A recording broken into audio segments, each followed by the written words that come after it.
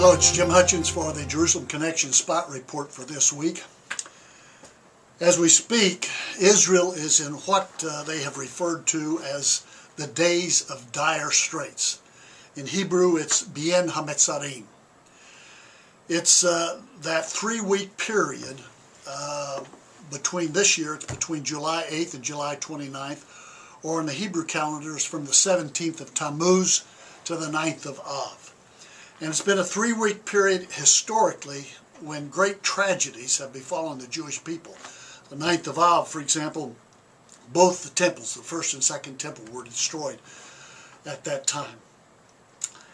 And wouldn't you know, during these days of dire straits, Syria has chosen to bring out of its stockpile of weapons of mass destruction chemical and gas weapons.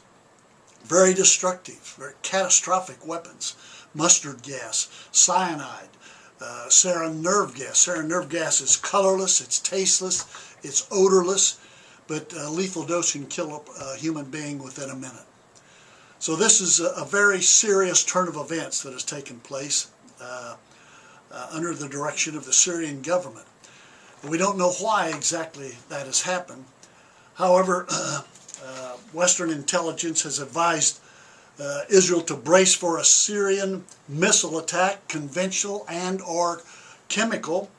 As a matter of fact, the intelligence sources say that last week, Wednesday and Thursday, on July 11th and 12th, Syrian army practiced shooting missiles at strategic centers in Israel, Turkey, and Jordan. Now, I think it's important to keep this in context, in a biblical context, because if this happens, if there's a weapons of mass destruction attack on Israel, you can be sure that Israel will have an overwhelming retaliation that takes place. And I don't know whether this will be the time or not, but the scriptures speak of a future for Damascus that has never been experienced. For example, in Isaiah chapter 17, the prophet says, Damascus will no longer be a city, but it will become a heap of ruins. The fortified city will disappear, and royal power from Damascus. The remnant will be like the glory of the Israelites, declares Yahweh Almighty.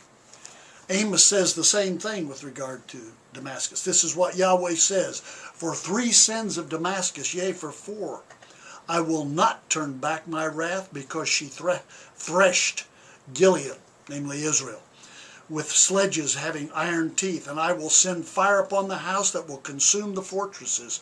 I will break down the gate of Damascus, I will destroy the king and the one who holds the scepter. Now Damascus is one of the oldest ancient cities of the past.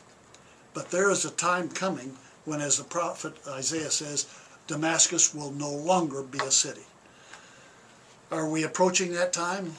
Well, time will tell. But I would say this, for God's people, we need to remember this. What God says in Psalm 103. Yahweh has established his throne in heaven, and his kingdom rules over all. His kingdom rules over all. And we can be certain of this. These may be dire straits, humanly speaking, but God is in sovereign control.